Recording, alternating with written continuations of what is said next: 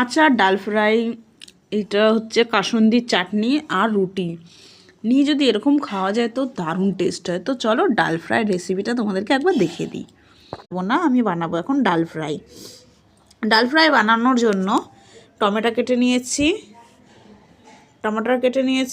মটর ছাড়িয়ে নিয়েছি, পেঁয়াজ কেটে নিয়েছি, ক্যাপসিকাম কেটে নিয়েছি, আমরা ক্যাপসিকাম বলি, জানি না কে কী বলে এগুলোকে, আর ধনিয়া কেটে নিয়েছি।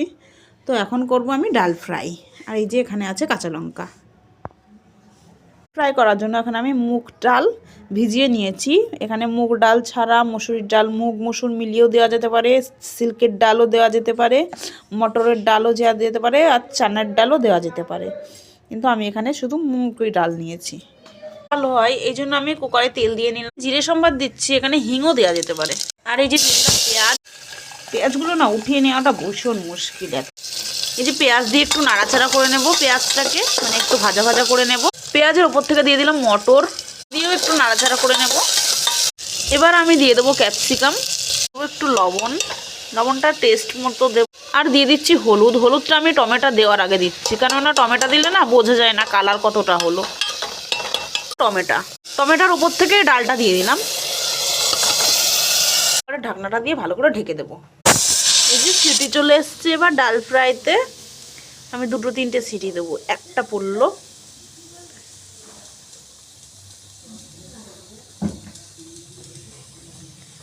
জলদি আয়, 2টো, আরেকটাই, 3টে, আরেকটাই। এই যে কুকারটা খুললাম, উপর থেকে ধনেপাতা, সুন্দর ডাল ফ্রাই হয়ে গেছে কিন্তু। এবারে এই যে আমরা ডাল উঠিয়ে নেব। মা কি করছো? কি করছি দেখিস না কি করছি? রুটিতে ঘি লাগাই।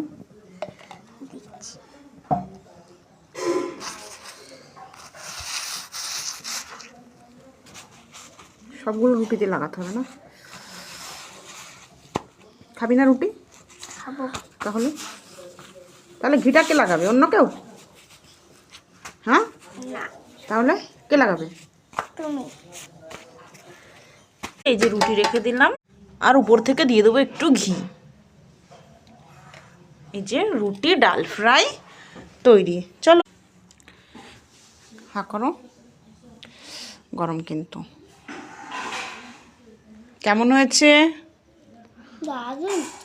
দারুণ, থ্যাংক ইউ।